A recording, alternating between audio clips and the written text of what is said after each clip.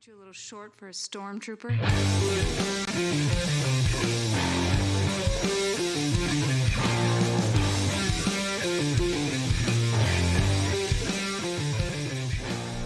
What's up, nerds? Welcome to another episode of the Multiverse Report. We are recapping the week's nerdy news from Bloodhaven to the Citadel at the end of time and everywhere in between. My name is Mike Gibson. With me, as always, as is Steve Haller. How you doing, Steve? As is and as always will be. Or something like that. Same as it ever was, Steve Haller. Are we just going with random Led Zeppelin songs here? I was going with Talking Heads, same as it ever was. Oh, never mind. I'm thinking Song Remains the same. Never mind. Was thinking Once in a Lifetime, Talking Heads. There we go. So now that we've hit classic rock, back into the nerd talk. Into the nerd talk. We got a pretty big show, guys. Exciting week. This week we have segments. We have actual segments on this show tonight.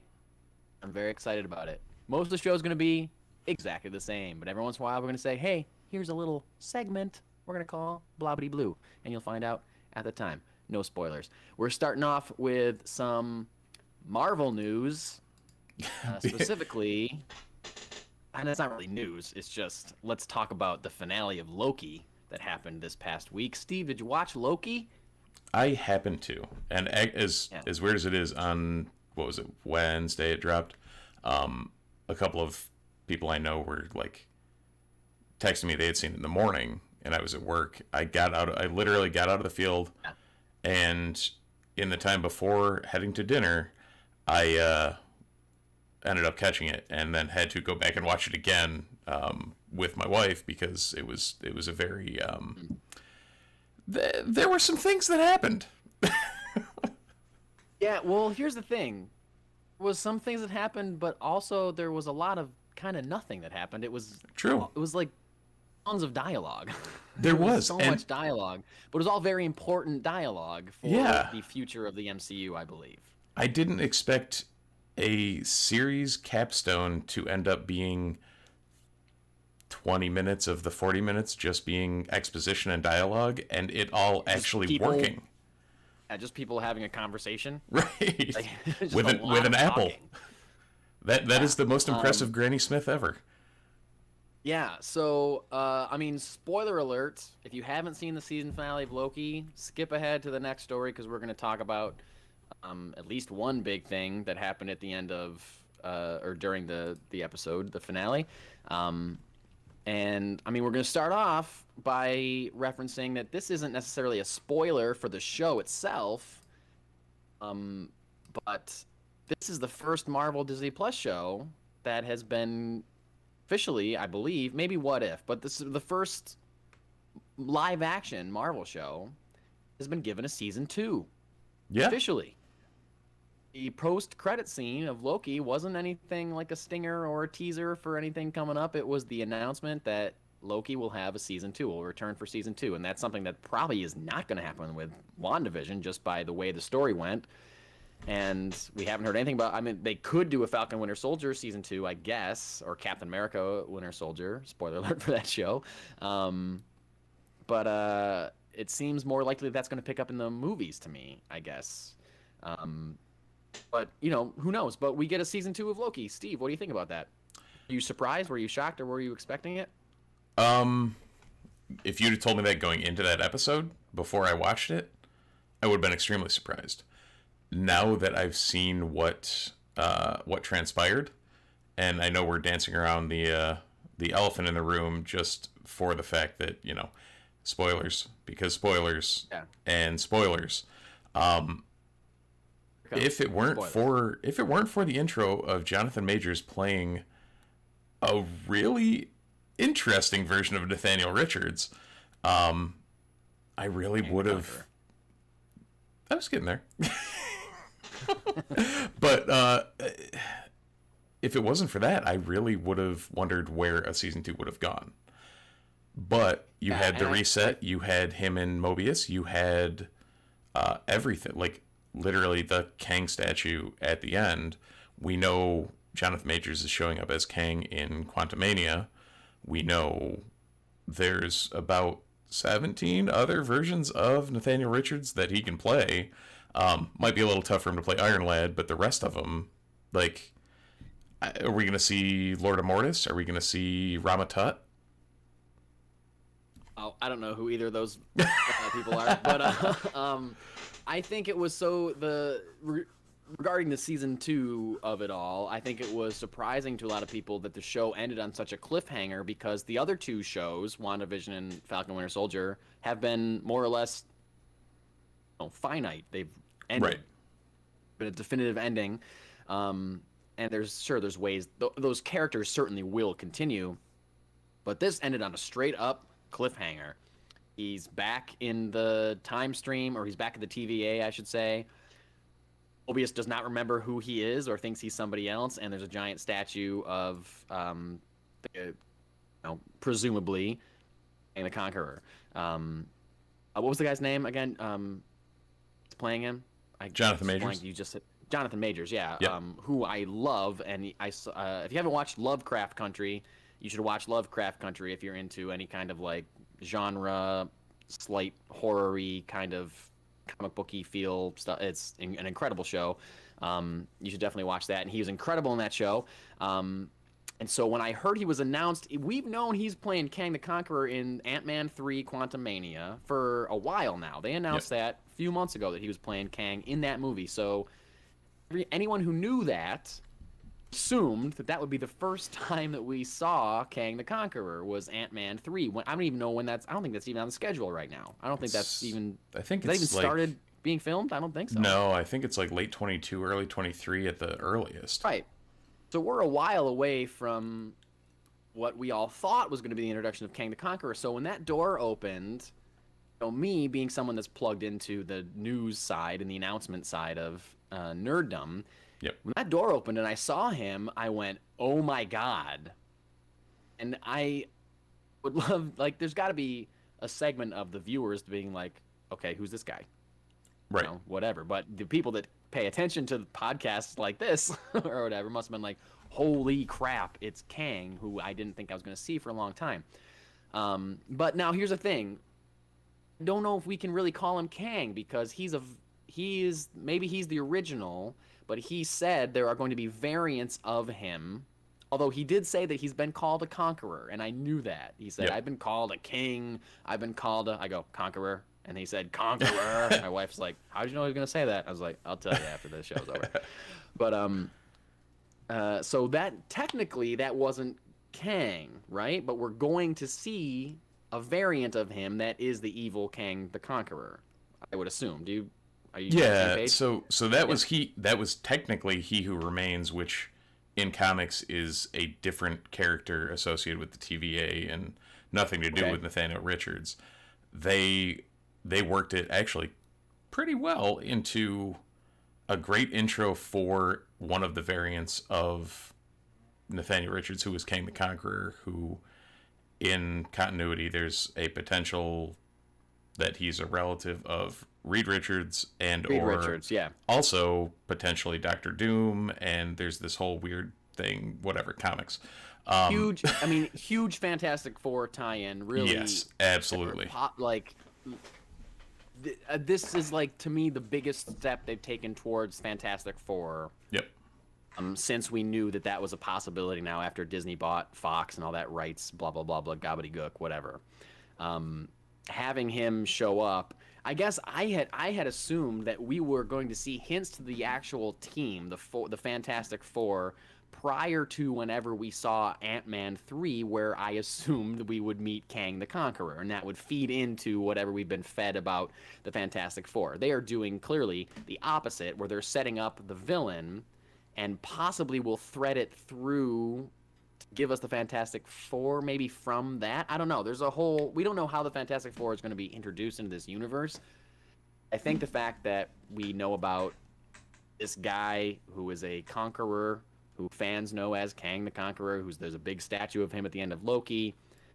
We know the ties that they're setting up. I feel like this could be a way that we are introduced to the Fantastic Four in some way, whether that is in Season 2 of Loki, whether that's in Ant-Man 3. I don't know. but I was shocked that this character showed up, or a version, I should say. I'm shocked that a version of this character showed up. And I want to say that I think it's genius of them to introduce him this way, because when they announced, again, months ago, before we knew anything about what Loki was going to be, when they announced Jonathan Majors was playing Kang in Ant-Man 3, like, wow, this character is crazy. There's different origins, and there's time travel, and he's been rebooted so many times and recreated so many times. Like, what are they going to do with this guy?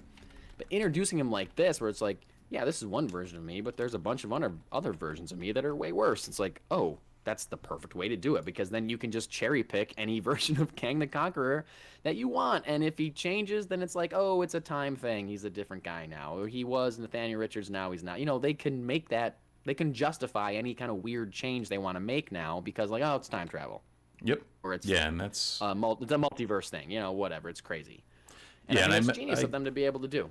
Right. And I mentioned, you know, I threw out Lord of Mortis and Ramatut. Ramatut was there was a time when Nathaniel Richards actually went back and was an Egyptian pharaoh and ruled Egypt. And also at that time, mutants, because who Apocalypse was around back then, and Sabanur, Apocalypse.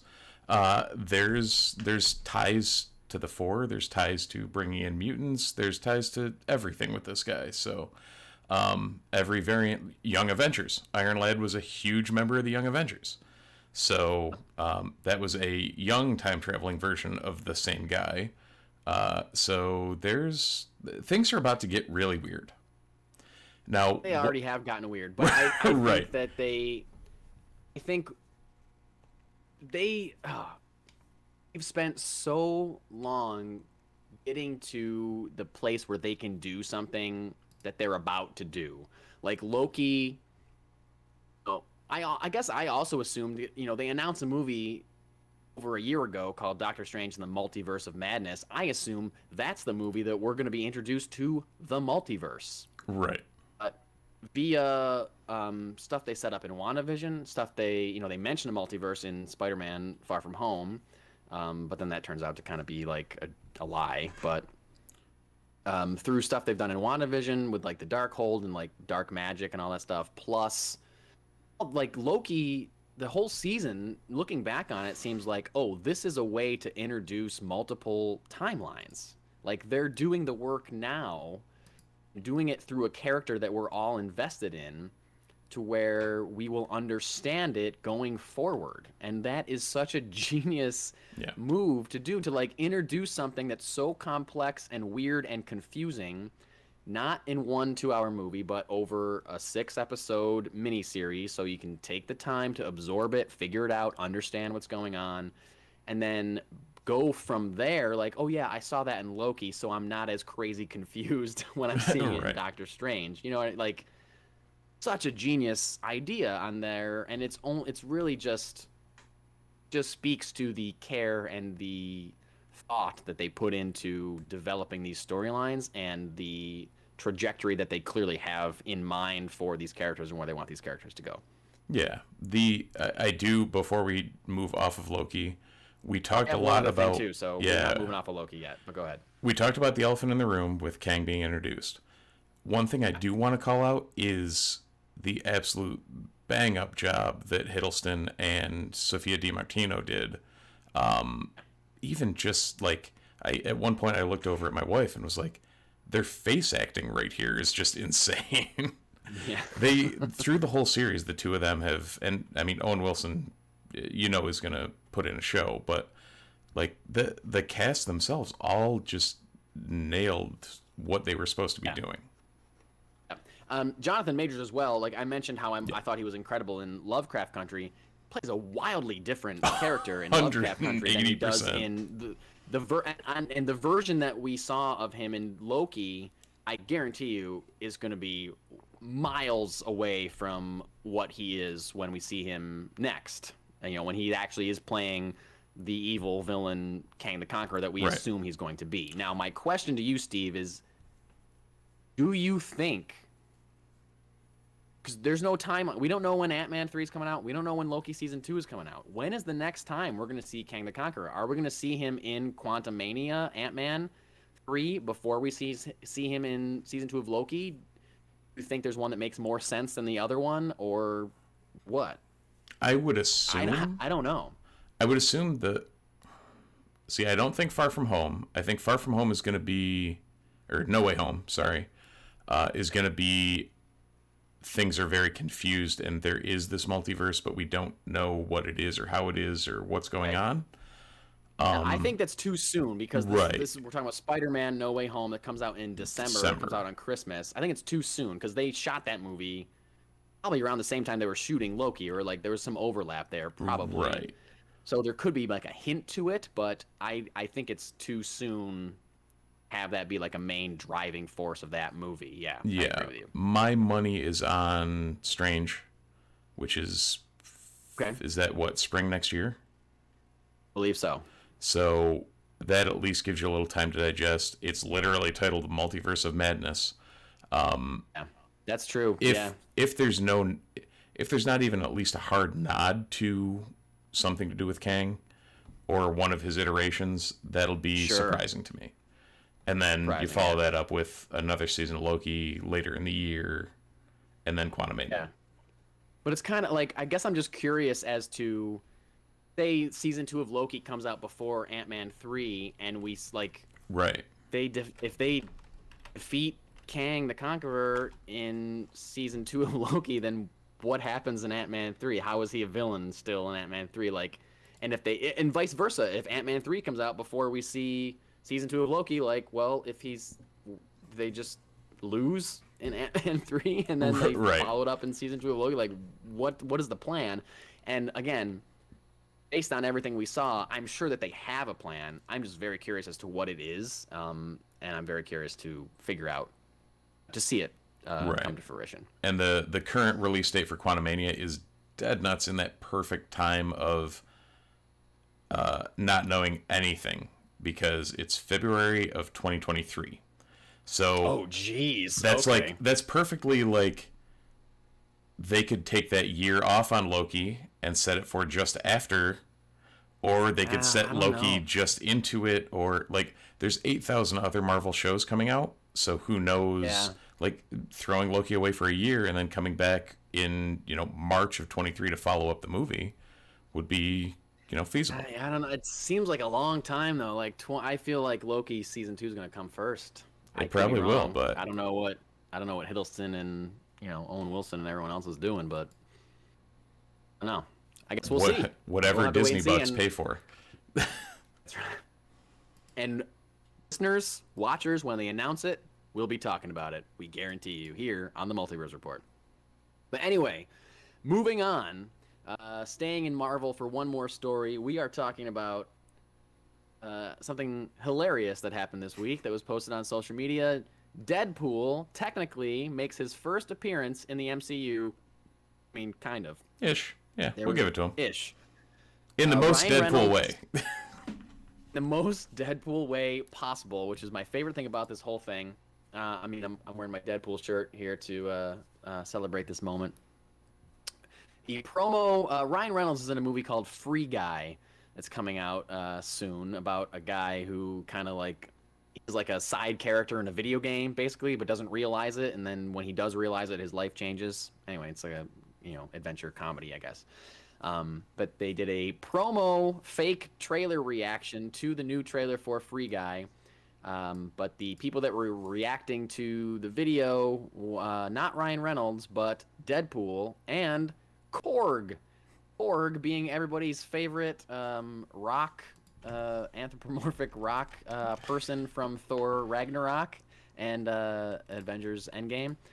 Korg is, of course, voiced by writer-director Taika Waititi, who also is directed Thor Ragnarok and is directing Thor Love and Thunder. He also stars in Free Guy with Ryan Reynolds. So to me, this is just like the perfect... it's just the perfect synergy, I guess, of, Free Guy was a movie that was made by 20th Century Fox before the Disney merger, before Disney bought Fox, and now it's finally coming out being released as kind of a holdover from the 20th Century Fox catalog. But they did this whole, like, it's like a 4-minute trailer reaction where it's Deadpool in full costume and in Korg, full computer animated costume or whatever. Ryan Reynolds and Taika Waititi reacting as these characters to the trailer for Free Guy. Deadpool making jokes about the MCU, making references to Marvel, making references to other Marvel movies, and the buyout of 20th Century Fox's sale, 20th Century Fox to Disney. I thought this was hilarious. Steve, I'm just kind of describing it for the listeners that maybe haven't seen it. What did you think about this when you saw this? It made the Fox and Marvel merger worth it. It's literally Ryan Reynolds and Taika Waititi just talking in character for 4 minutes, bullshitting about whatever, and it fits both characters perfectly. Like, Korg just his weird deadpan, like, awkward Taika doing Taika things, because if you haven't seen Jojo Rabbit, go watch that, or The Wilder People, or anything that he's ever done, because the guy's Thor just Ragnarok. good. Yeah, he's an incredible. I'm putting money on people watching Thor Ragnarok if they're listening to this. That's probably true. But also, What We Do in the Shadows. That's what I was trying to vamp and come up with. Movie out, yeah, for sure. So no, it was overall, like, it's good that, for one, to see them leaning into, using the cross promotion and also using it right. So. Yeah, and it's something that, I mean, like, they clearly had to get the okay from Disney or from Marvel. Yeah, the via Feige Disney, blessing, I guess, to Lord use Feige. the character of Korg, to make this okay. And I feel like this is a very Deadpool kind of thing. It reminds me of marketing for the first 2 Deadpool movies. It really made me miss Deadpool. It made me really want Deadpool 3 more than anything else. It didn't make me want to go see Free Guy as much as it made me want to see Deadpool 3. Yeah. Because I was like, oh, I miss this guy as Deadpool. I didn't realize how much I missed him until I see him doing something hilarious. And I don't know. Who knows when we're going to see Deadpool officially in a movie or show, MCU-wise. I mean, this video ends with him asking Korg for advice on how to get into the MCU, which doesn't really pan out if you haven't seen it. Really look up this video and check it out. It's hilarious if you haven't seen it. And yeah, like I said, it just made me want a Deadpool 3, which I know they're making. I think they're writing it right now. It's in pre-production or whatever, but I just want that right now. And I want him to show up in something, Multiverse of Madness or whatever. Like, I just want Deadpool to interact with the MCU now. That's all I want. That's all I've ever wanted. I can't wait to see it. I now want Deadpool kills the Marvel Universe in live action form. What would be great is if they did Deadpool kills the 20th Century Fox X-Men universe. Yes. The way to, like, shut the door on the There X-Men, we go. the Fox movies, and he has to kill Hugh Jackman and Right. Patrick Stewart and Ian McKellen and all those people. And because of the also, long-running feud, and feud, quote-unquote, if you can't see the video, it has to end with him and Jackman going at it, because that's just been hilarious over the years. That would be tremendous. That would be tremendous. I would really love anything. Since the idea was possible for Deadpool to be in a MCU movie, only thing that I want is him to like be having a conversation with somebody and then turn to camera and talk to the audience like he does in the the Deadpool movies. Like, he breaks the fourth wall. It's a classic character. I want him to be breaking the fourth wall, talking directly to the audience, and then I want it to cut back to whoever, Captain Marvel and Star-Lord or whoever talking, and looking at Deadpool was just, from their perspective, looking at nobody and just talking to, like, a wall, and then being like, what is this guy?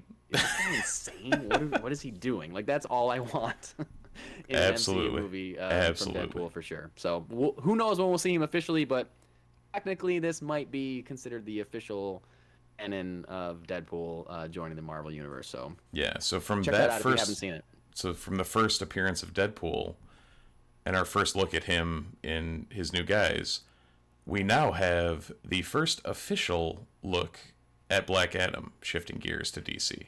Black Adam. Finally, this movie has been I think we've talked about this movie before, but this movie has been in development for so long. I want to say it was like 2015, 16, maybe. It was the mid 2010s when they announced that The Rock, Dwayne The Rock Johnson, was playing Black Adam.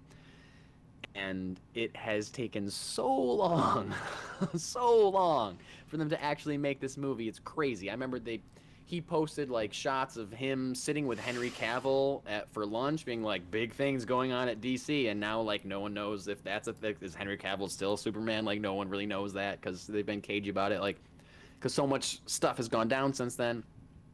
He posted on his Twitter and his Instagram, or sorry, The Rock posted the first look at Black Adam, and it's a shot from the back. He's kind of standing there. You can kind of see like mid-back up.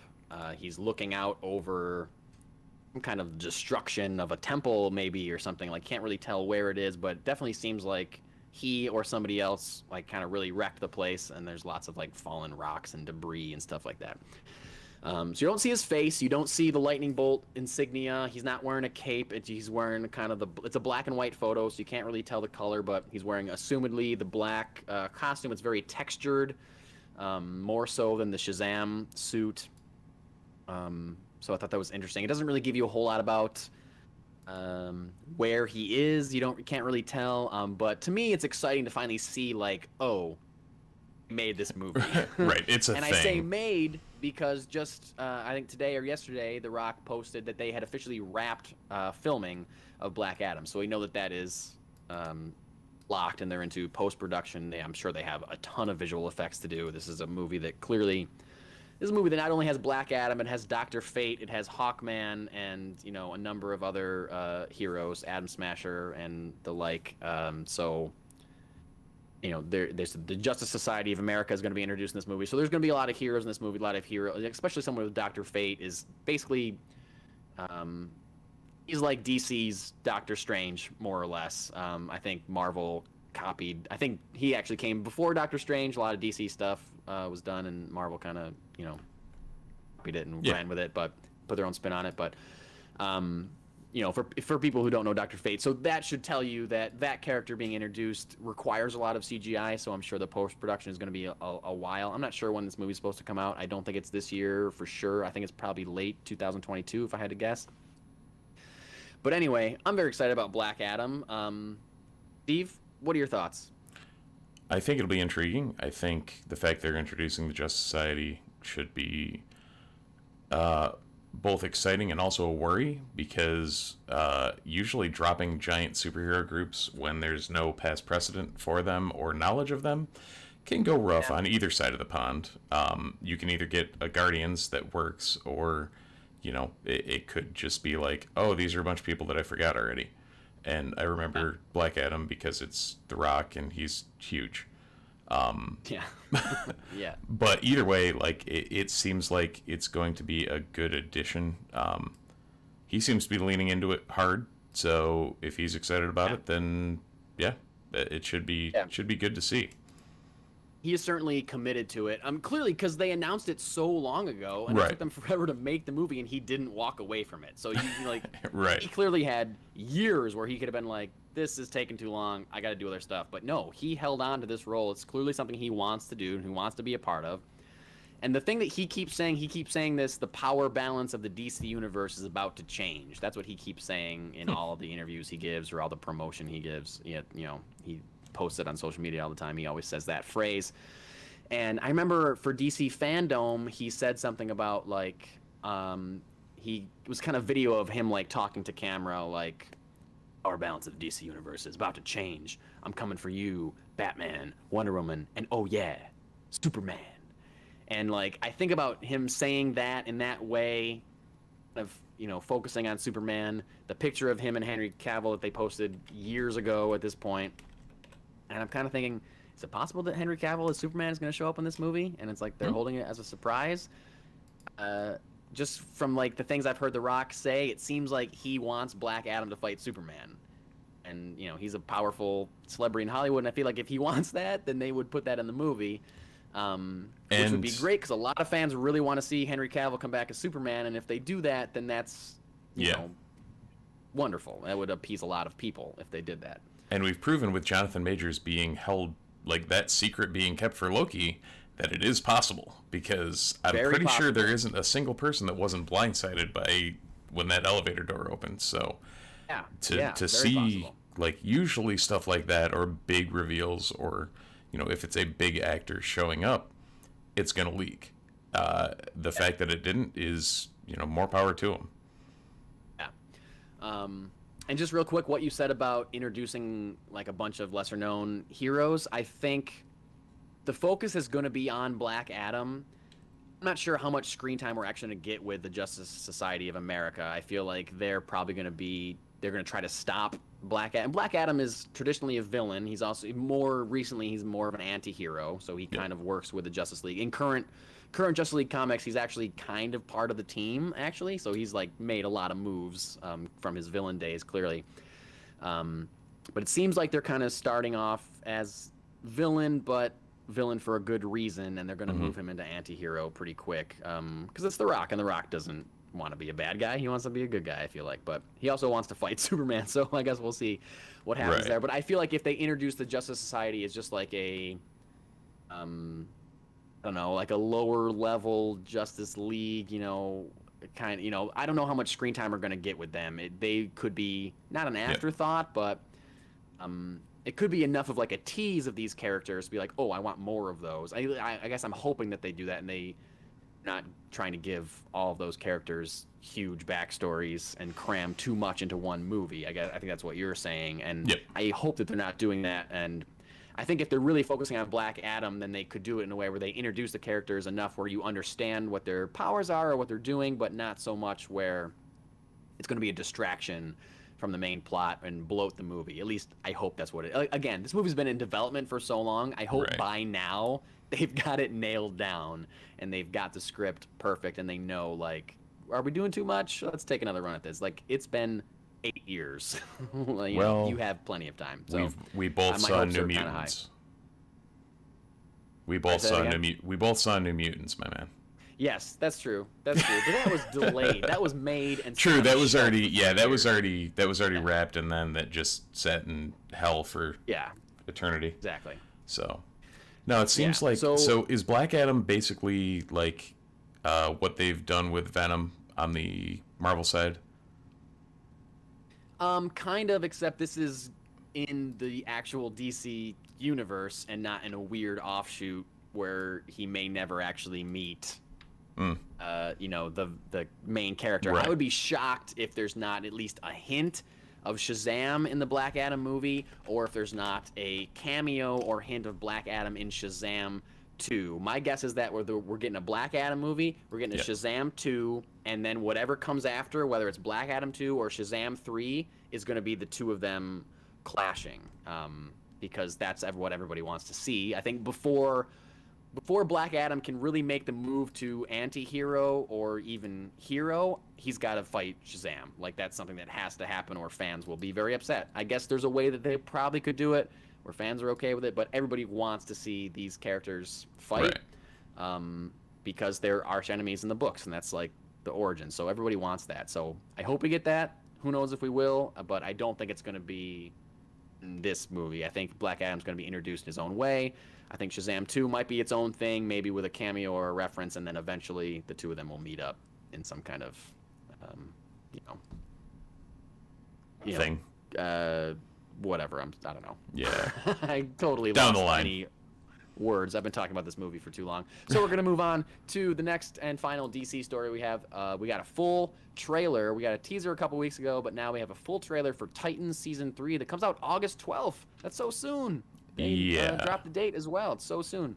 For them to drop this as soon as, or as long as they did, like, when you sent me the link for the trailer, I was like, oh, okay, this will be out in, oh my god, it's out in 2 weeks. Yeah, it's coming out soon. I'm surprised that they haven't, like, let the hype train go for a little bit longer.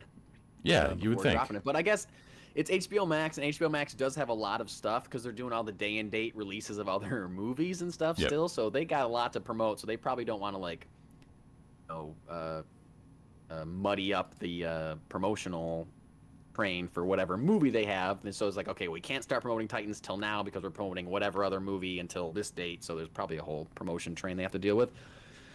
But what did you think of this trailer? Well, for one, it told me more about Red Hood than I ever knew, just from watching it. Okay. In all honesty, I had no idea any Really? even for what we've man. talked about. I was thrown for a loop. I was like, oh, okay. So now I feel bad that you didn't read it. I feel like I should have given it to you in a way that you could have read it and then found it out the way that they told it in the books, because it's very, very well done. But anyway. Nice. And overall, it seems like it looks like it'll be a nice continuation of the story. And that, that Bruce Wayne is not going to be the omnipotent, Yeah, he says that he's done in the trailer. Right. Bruce Wayne says that he's retired. I'm done. I can't do this anymore, or whatever he says. Right. And Which makes sense, because that's kind of in the books after. Okay, if you haven't seen the trailer, if you haven't seen the teaser we talked about a couple weeks ago, they make it very clear that Jason Todd, the second Robin that was introduced in earlier season of Titans, I think he was introduced in the first season, right? First season of Titans, but he was a bigger character in season 2. It might have been right at the end, or it was like the first episode of season 2. It was like, it was a while ago.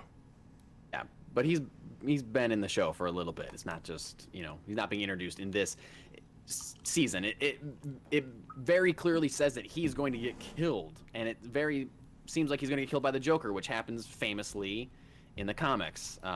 Joker beats him to death with a crowbar and then blows him up, basically, and Batman finds his dead body. And they basically show that scene in the trailer. Yes, exactly, and they show that in the trailer, which is surprising, because they also show us Red Hood in the trailer. And I know we talked about this when the teaser came out. It seems like a lot of work to have because Jason Todd was dead for like 30 years in the comic books. Right. And for him to get killed and somehow be resurrected and become Red Hood during one season of television seems like a lot of time. Seems like a lot to do in a short amount of time, I should say. So I'll be very interested to see what they do. If they do it, maybe they do a twist and Red Hood is revealed to be somebody else. Like, who knows? I guess we'll see on August 12th. But I'm very excited about Titans. I was iffy on the first season. I loved the second season, so I think they kind of on their footing. I say that was me. You and other people I know loved it from the jump. People that maybe weren't as familiar with the characters and didn't take as much kind of getting into. Right. I think that might have been because from everything I can gather, it is a slightly different take on a lot of the characters and how they got together and all that. So it's like much like if I'm watching MCU stuff, I'm like, well, that isn't quite how it went. Yeah. And then they get the hooks in and you're like, okay, I'm good. But it seemed even from the get-go that for me it was a solid jump start right into it. So they've done a damn good job so far, so why not keep it up? For me, I'm such a fan of Batman and the Bat family in general that you're showing me the death of Jason Todd in live action for the first time, which really, not to go down a rabbit hole, I feel like should have been in a Batman vs. Superman movie from a couple years ago. I don't want to, poke that bear too much by criticizing Zack Snyder, but we should have seen this already. We haven't, so I'm excited to see it now. I'm excited to see how they go with it, and they're introducing Barbara Gordon in this movie. They're introducing or this TV show. They're introducing Tim Drake this season. I'm very excited about what Titan Season 3 has in store for us. So we will see what it's like August 12th. And that's all I got about that. So that's the end of the DC news for now. And we're going to move on to a galaxy far, far away, talking about Star Wars. This isn't like a necessarily huge story, but it's something that we're both very excited about. Disney Plus announced they are releasing a bonus episode of their show Disney Gallery. Disney Gallery is kind of like a banner that they use for a lot of their like kind of prestige series or shows. It's like basically bonus material. It's like a behind-the-scenes documentary about the making of whatever, Mandalorian, WandaVision. I think they did one for Falcon Winter Soldier as well. I'm sure that they'll do one for Loki in a couple of weeks. We'll get probably one of those. It's basically like a recap talking about casting and how they did whatever and how they filmed it. And it's interesting. It's like the DVD extra, but on Disney Plus, specifically for the series. And so a lot of different series have them. They did one for Mandalorian season 1. They did one for Mandalorian season 2. One for Mandalorian season 2 was a letdown for a lot of people because the one thing that it didn't really talk about at all was the thing that everybody wanted to know about, which, here we go, spoiler alert for the end of Mandalorian season 2. Haven't watched Mandalorian season 2. It came out a long time ago, but if you haven't watched it, skip the next few minutes because we're talking about the return of, spoiler alert, Luke Skywalker at the end of Mandalorian season 2. They didn't really talk about that in the Disney Gallery episode that was released for Mandalorian season 2 when that season wrapped.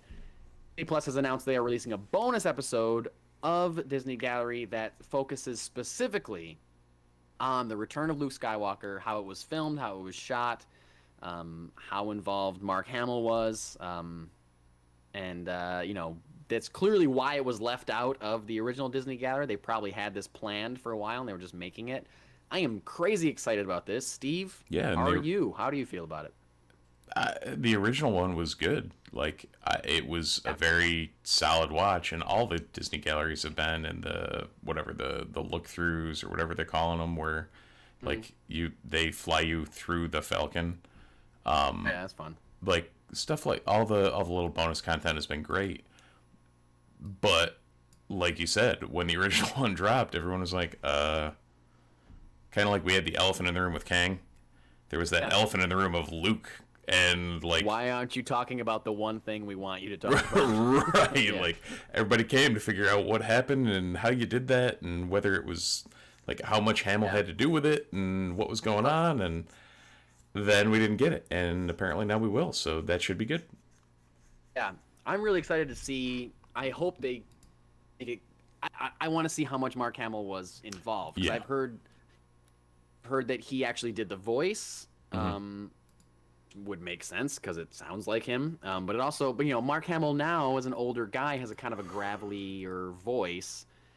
The Luke voice and that was very clear. I don't know, how much was de-aging, how much was a stand-in, how much was completely CGI. Right. Want to know all what of was that. auto-tuned, how did they change the voice, Yeah, how did they keep it a secret without letting also anybody know? How did they sneak him onto set? They're apparently really good at this, looking back at it.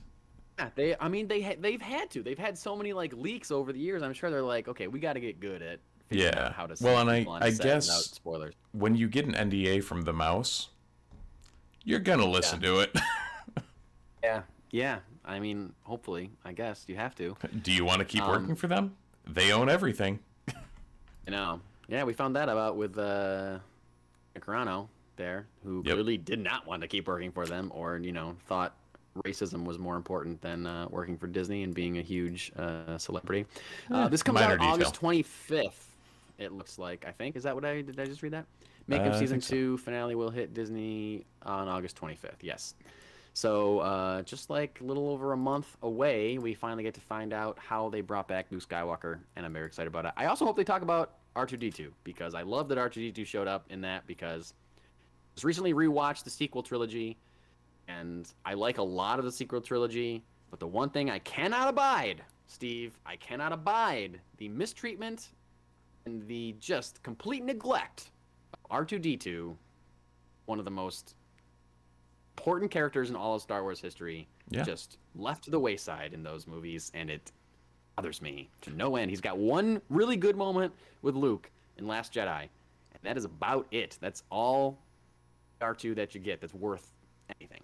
You watch the first 6 movies, and dare I say, you could make the argument that it is the R2-D2 story, not the Anakin Skywalker story.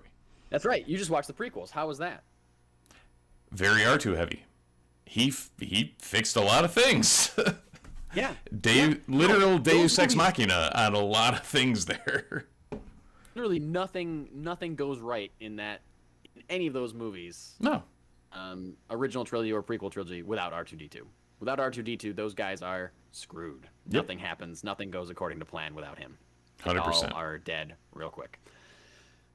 Oh, okay. Hey, at the top of the show, I teased that we had some segments this week. Actual segments. We're like a real-life real thing, a real podcast that has real segments, a real show, guys. This segment is called One Shots. And this is a thing we're doing where we're going to try to keep the show to less than an hour. I don't think it's going to work because we've already talked a really long time about Loki, so this might be for nothing. But these are stories that we thought were important to mention, but stories that we're not going to really talk about for a really, really long time. So we're going to give a quick recap of what the story is. We're going to go back and forth. We have like, I don't know, 5 or 6 of them, and ready to go. So, Steve, you ready for some one-shots? Might as well. All right, I'm going to kick it off. First one-shot story. We got this week early reactions for James Gunn's The Suicide Squad movie. Called it bonkers, gory, hard R, glorious, unexpected, buck wild, one of DC's best, and James Gunn's best film. This just does nothing for me except make me want to see the movie even more. He's seemingly delivering on the promise that he gave us, and I couldn't be more excited for it, and I can't wait. Steve, go. Right with you. Emmy nominations came out this week. In the Nerdverse, WandaVision is apparently up for 23 awards. Crazy. Yeah, like all of the actors, including Paul Bettany, Kathryn Hahn, of course, Elizabeth Olsen, are up for things. And Falcon and the Winter Soldier, The Boys, The Mandalorian, Lovecraft Country all have had nominees, including Jonathan Majors, as mentioned, for Lovecraft Country. Because he's great. All right, next story. Colin Farrell says he is talking about the Matt Reeves Batman film that we haven't gotten a whole lot of news on in a while. He says he's playing Penguin in that movie, which we've known. But he says as the Penguin, he's only in a few scenes. He says he's only in 5 or 6 scenes of the entire movie, which is strange, but also exciting for me, which means, we know that Riddler's in this movie. We know that Catwoman's in this movie. We know that Penguin's in this movie. Knowing that Penguin is a little bit more scaled back, to me, makes it feel like maybe it's not going to be too overloaded. It's not going to be a Batman Forever or a Batman and Robin where they're just cramming villains in. So he looks crazy. The prosthetics are amazing on his face. He doesn't even he looks completely unrecognizable as Colin Farrell, and I couldn't be more excited for the Batman. Steve, go. So next would be the teaser dropped for FX's version of Why the Last Man, which if you've listened to the show at all, you'd know both of us are extremely excited for it. The teaser itself was very cryptic, as you would expect from a teaser. We learned just about nothing and made me even more excited.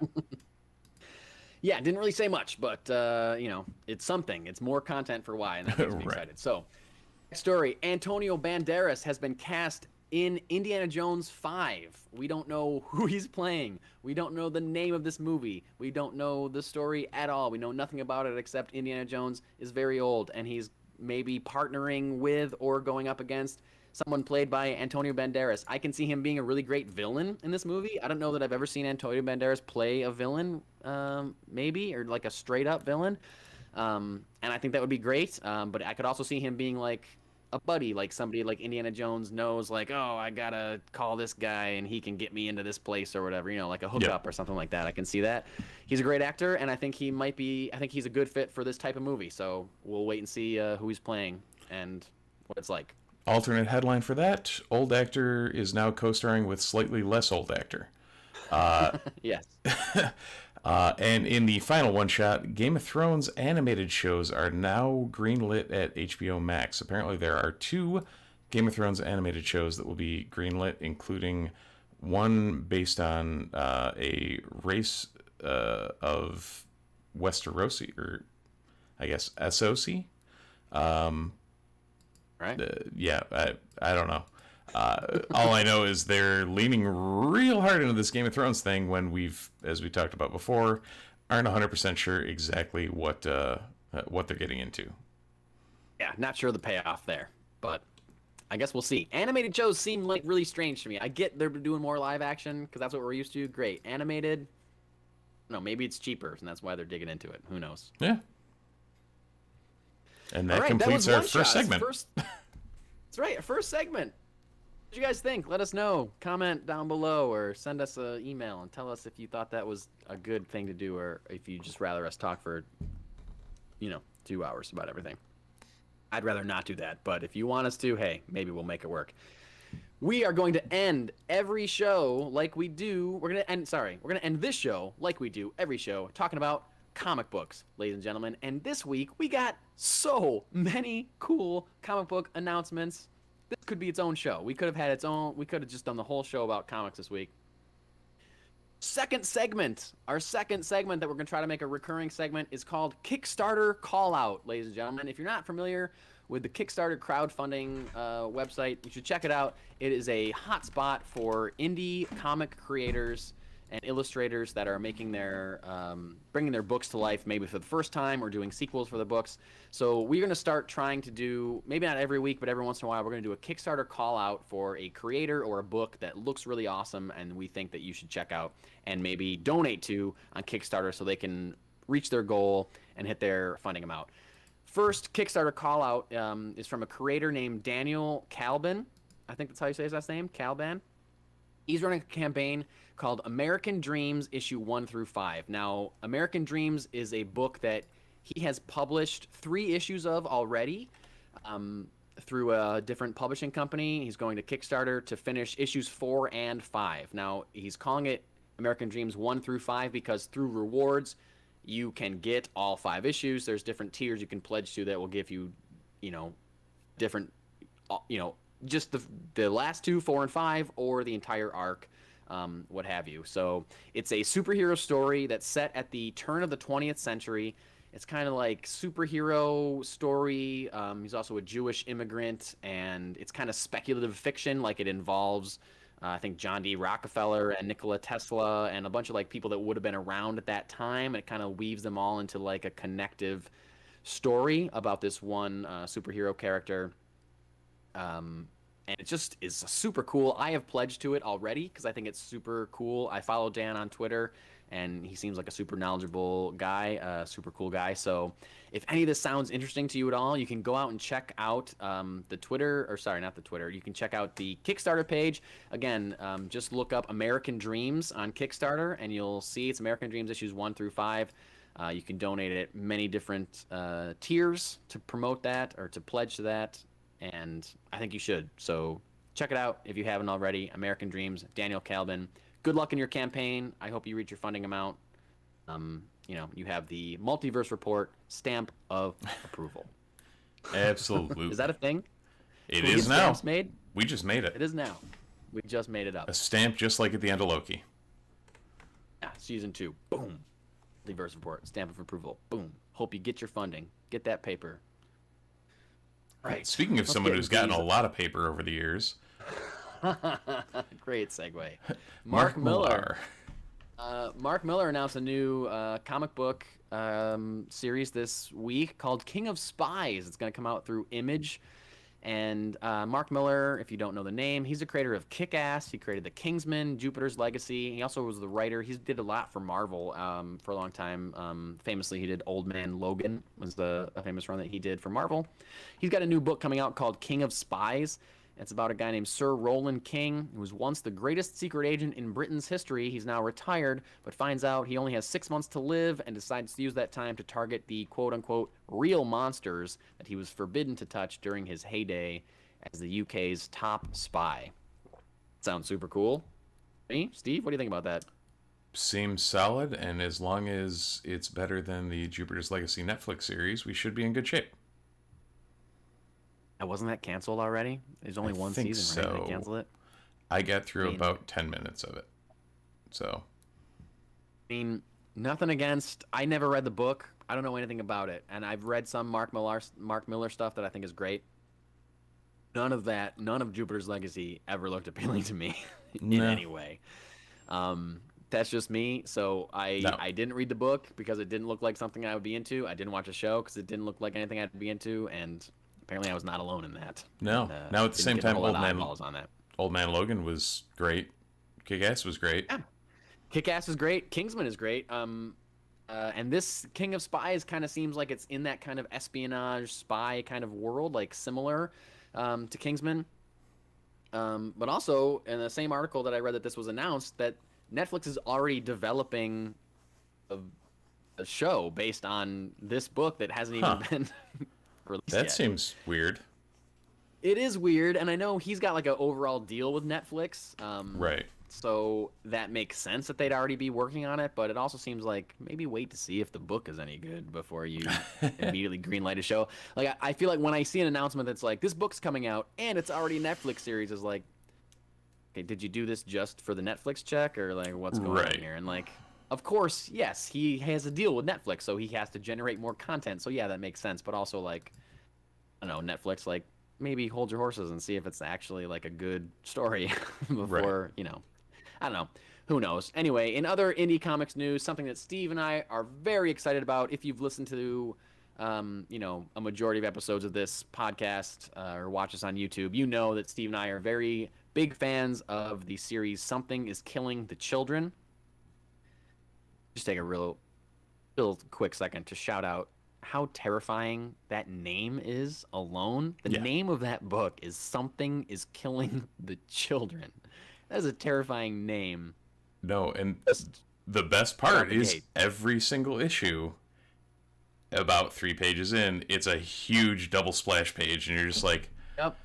Just the title. Like, you are forced to look at a 2-page spread of just black with white letters that says Something is Killing the Children.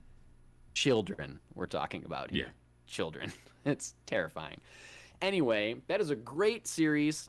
From James Tynion IV, and we are getting a spin-off series called The House of Slaughter. Now, the second arc of Something is Killing the Children just started, and it's kind of a flashback to the youth of the protagonist that we met in the first arc.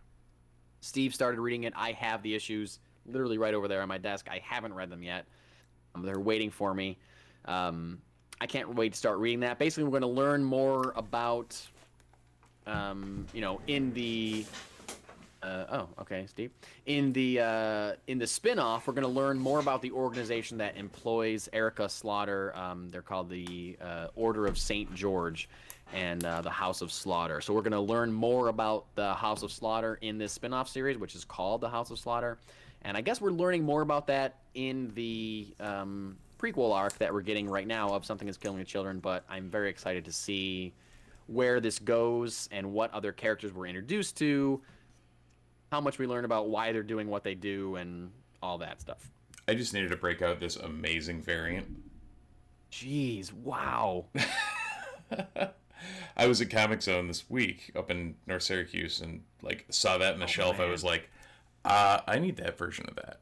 That for the new arc? Yeah. Yep. That's I think 17 or 18. Yeah, wow, I'm jealous of that. That is great. That is a great variant. Not watching us on YouTube, you missed out on a really cool comic book cover just now. There you go. go. So you know, there's benefits to watching YouTube. Also, you get to see our sexy faces. We got a ton of announcements from DC this week, so we're not even talking about all of them. We got so many announcements for DC. By the way, House of Slaughter comes out in October.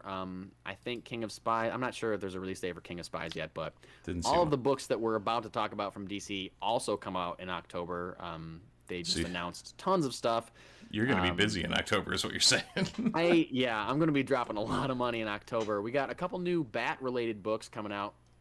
One called Catwoman Lonely City, which is a miniseries from writer-artist Cliff Chiang, who did some work for DC in the past, but it was coming back in a big way from everything that I've been reading about this Catwoman series. It takes place 10 years in the future. Batman, the Joker, Nightwing, Commissioner Gordon, they're all dead. Selena Kyle is just getting out of prison to find out that Gotham City now has very little crime, but also very little freedoms in it. It's kind of like...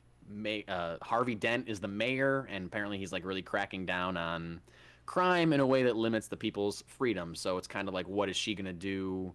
Kind of like the last vigilante around. So how is Catwoman gonna kind of bring freedom back to the people of Gotham City? I don't know. It seems super cool, and like I mentioned on a recent episode, I've been very into the current Catwoman run recently, and this kind of sounds like they're giving her something really kind of like a juicy plot to kind of dig her teeth into. And comic book fans love alternate reality stories because you have more freedom to do whatever. So it seems really exciting. And also The other Bat book we got announced this week is called Batman the Imposter, written by Mattson Tomlin and drawn by Andrea Sorrentino. It's kind of like a year one story, like early in Batman's career, that, quote, treats Bruce Wayne and the people around him as tragically flawed and vividly real, with the obstacles Batman faces coming from a reality that closely mirrors our own.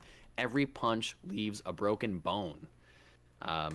So I'm excited. That kind of reminded me of, throwing it back to Mark Miller and Kick-Ass, kind of reminded me of Kick-Ass. Kick-Ass is just a normal dude that decides to be a superhero and gets his ass beat quite a bit.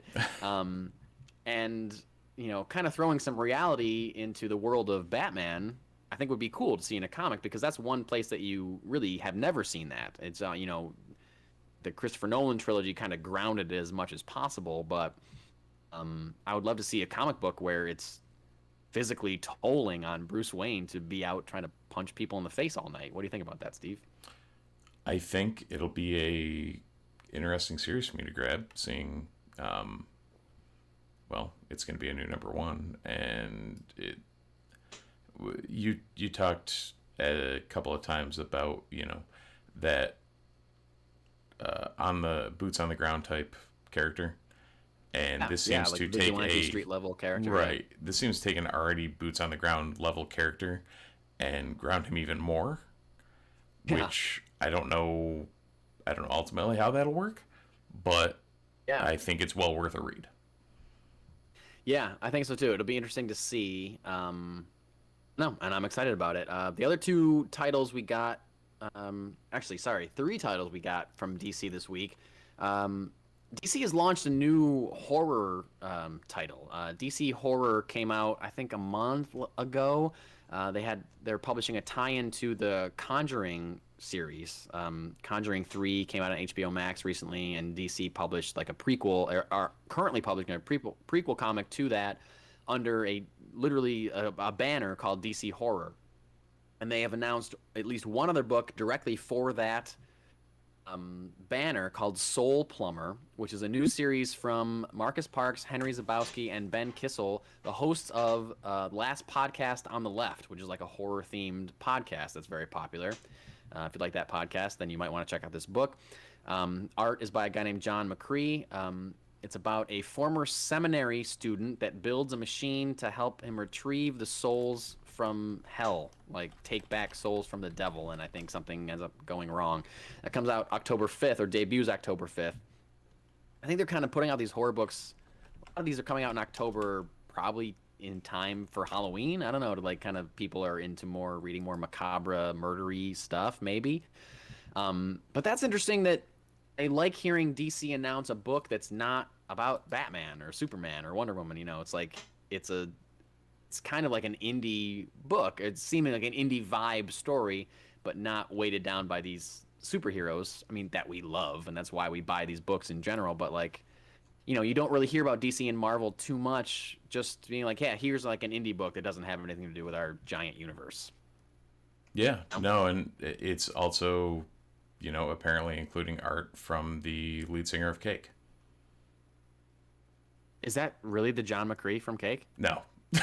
Okay, I was gonna say, what? I literally had to look it up because I'm like, wait a minute, that name sounds really familiar. I know that's. Yeah, I recognize the name too. I just did not assume that it was the guy from Cake. But then you told me that, I was like, what?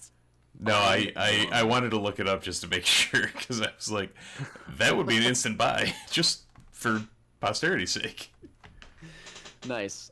We also got two other like Halloween or horror themed books from DC. Speaking of a book that does not have anything to do with our, the main characters from the DC universe, these next two books firmly implanted in the DC universe. One's called Task Force Z.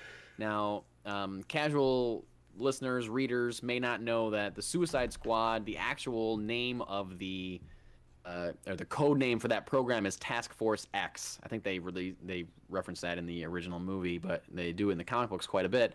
And Suicide Squad is basically like a nickname for that program, but the program is really called Task Force X. So this is called Task Force Z. It's written by Matt Rosenberg with art from Eddie Barrows and inks from Eber Ferreira. It's about a mysterious benefactor putting together a team of undead characters from the DC universe. So characters that have died within the last few years. Spoiler alert, like Bane is one of them. Man-Bat is one of them. There's a couple other, like, they're all villains, similarly to Suicide Squad. But there's a team of undead characters led by Jason Todd, who also is somebody who famously, as we talked about earlier, has died and come back to life in DC continuity. That's coming out October 26th, just in time for Halloween. So this is Jason Todd, someone who's dead and come back, leading like a team of zombies, basically, like a Suicide Squad, but they're all zombies. The article I read didn't clarify whether or not it's a mini-series or it's an ongoing thing, but I can't imagine that it's going to be a very ongoing thing. It's got to be like a mini-series, I would think. And that seems interesting to me. The other kind of horror DC thing we got is called DC versus Vampires, which is pretty much exactly what it sounds like. Also written by Matt Rosenberg, but also he's teaming up with James Tynion IV, current writer of Batman and Something Is Killing the Children, and a bunch of other stuff at the same time. With art from the wonderful Otto Schmidt, who I love very much. And yeah, that's just the DC characters fighting vampires. I think I mentioned a couple weeks ago about the series Deceased, which is basically the DC version of Marvel Zombies, and how that was very successful for them. So this seems kind of like they're trying to do another one of those, like, well, what other monsters out there? Oh, it's vampires. Let's have people turn into vampires. And that also comes out October 26th. Any of these sound appealing to you, Steve? Task Force Z or DC versus Vampires? DC versus Vampires I may check out just because it's Tynion and Schmidt. So yeah. You know, that it's always about amazing recently how we're not wild about characters that fight vampires, but I think if it's a specific series about that, then I can make an exception for that. Well, and it's always weird, like anyone who reads comics kind of gets the, like, I may not know that I like the source material, but I know I like who's writing it, so they'll probably pull it off. And I think that might be part of the situation that we can end up in there. Yeah, for sure. And again, like, at least, I don't know about Task Force Z, but I'm pretty sure DC versus Vampires is going to be kind of like an alternate timeline, similar to how Deceased was, where, you know, it's telling its own story. Their hands aren't tied by, like, what's going on in continuity. They're not writing, like, you know, Batman leaves his current arc, what's going on in his story, to fight this vampire and then go back. Like, it's going to be its own thing. So they're free to do whatever they want. So there can be some real twists and turns in there, which to me makes the story very exciting. The possibilities very exciting. And I think the cover that they posted was Batman and Green Arrow back to back, you know, stabbing vampires with a batarang and with an arrow or whatever. So that looked pretty badass, and I'm down for more of that. And I want to, you know, makes me think, like, well, how would Superman deal with a vampire? Superman's powered by the sun, but the sun kills a vampire. Does that have anything? Is there anything they can do with that? Like, how can they, you know, what is inherent to these characters that makes them either good or bad at defeating a classic vampire? I don't know. Yeah. But I hope they kind of really play with that, and I'm excited to see what happens. And with that, I believe we've covered everything we're going to cover. I don't know if we kept it to an hour or under an hour, but I don't know. I think maybe we did. Smidge over. Smidge. Okay, a smidge isn't bad. A smidge is better than 20 minutes or like it's been. So yeah, no, we're better than usual. Steve? Yeah, okay. All right, well, let's wrap it up. Do your little outro thing that I don't know yet. Well, in that case, thank you guys for listening, if you've made it this long. And if you're watching on YouTube, like, subscribe, ring the bell to make sure you know when we go live. If you're listening on your favorite podcatcher, again, like, subscribe. If you're on Apple, please leave us a review. Anything around 5 stars or so would be phenomenal. Somewhere around the vicinity of 5 stars would be nice. I mean, whatever you want, but, you know, 5-ish. Throw a 5-star review out there, and I guarantee we'll, if appropriate, read it on the podcast for you too. Yeah, let's do that. Sure. And yeah, it's much appreciated. Anything you guys can do to spread the word, let people know where we're at, and we'll catch you guys next week. We'll see you next time. Thank you so much for listening. Goodbye.